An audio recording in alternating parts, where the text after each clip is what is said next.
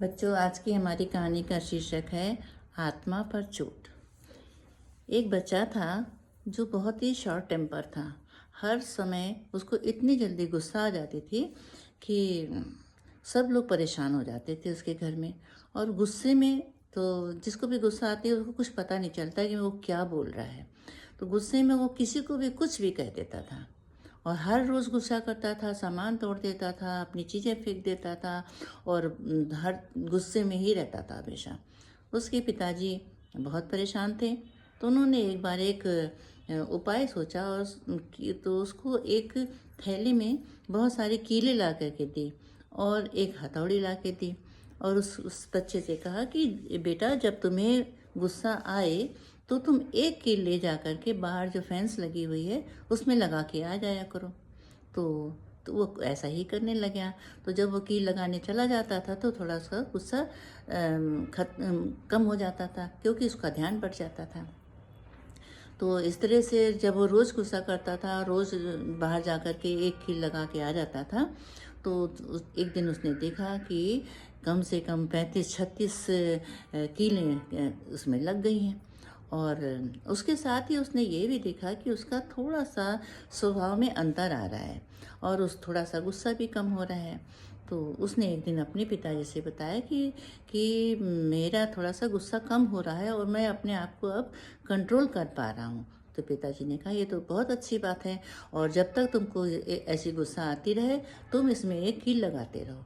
तो इस तरह से वो रोज़ कील लगाता रहा, रोज़ कील लगाता रहा और उसका गुस्सा भी कम हो गया। और कुछ दिनों के बाद उसने एक दिन टहलते हुए देखा कि पूरी फेंस कीलों से भरी पड़ी है। और तब उसे सोचा कि ये तो बहुत ख़राब बात है, लेकिन फिर भी उसने अपने आप में बहुत परिवर्तन देखा। तो इतना करने के बाद जब वो अपने पिताजी के पास गया, उसने कहा, अब मुझे बिल्कुल गुस्सा नहीं आता, मैं अब बहुत शांत महसूस करता हूँ। उसने कहा, ठीक है।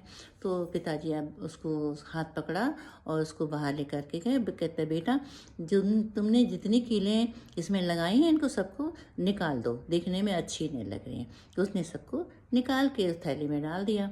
तो फिर जब पिताजी ने उसको दोबारा दिखाया कि देखो, इन जो फ्रेंड्स पहले थी चिकनी थी, जब तुमने कील लगाई तो उसमें ना गड्ढे बन गए और छेद हो गया, और पहले जैसी तो अब लग नहीं रही है, अब बहुत ही गंदी सी लग रही है और उसमें छेद छेद से भी हो गए हैं। तो उसने कहा, हाँ पिताजी, ये तो हो गया। तो फिर पिताजी ने उसको समझाया कि बेटा, जब हम गुस्से में किसी को कोई बात कहते हैं या उसको किसी को अपशब्द बोलते हैं तो उसकी आत्मा पे बहुत चोट लगती है और वो बहुत दुखी हो जाता है। और वो किसी तरह से तुमको तो कुछ नहीं कहता है, लेकिन उसकी आत्मा पे ऐसी चोट लगती है कि जैसे तुम किसी के दिल के अंदर चाकू घुसा दो और उसके बाद निकाल लो। तो जो तुम्हारे जो शब्द हैं इस तरीके से घातक हो जाते हैं। तो हमें किसी के साथ में जो है ऐसा व्यवहार नहीं करना चाहिए। उस समय हमको नहीं पता चलता है कि हम किसके ऊपर कितनी गुस्सा कर रहे हैं और क्या किसको बोल रहे हैं, किसको क्या कर रहे हैं। तो हमें अपने आप पर कंट्रोल रखना चाहिए और हर दूसरे का सम्मान भी करना चाहिए। किसी को अपशब्द नहीं कहना चाहिए और अपने से बड़े लोगों का और अपने से छोटे लोग दोनों का ही ध्यान रखना चाहिए। और हमें किसी के साथ गुस्से से पेश नहीं आना चाहिए। अगर गुस्सा आती है तो उस समय हमें थोड़ा सा रुक जाना चाहिए, सोचना चाहिए कि गुस्सा क्यों आ रही है, सही बात पे आ रही है कि गलत बात पे आ रही है। लेकिन एक हैबिट बन जाती है जो हम हर बार गुस्सा करते हैं। तो ऐसा हमें नहीं करना चाहिए जो हमारे लिए घातक है। गुस्से में हमारा शरीर, हमारा चेहरा, हमारा सब कुछ विकृत हो जाता है। इसलिए हमें कभी भी गुस्सा नहीं करना चाहिए। शांत मन से सोच करके अच्छे काम करने चाहिए।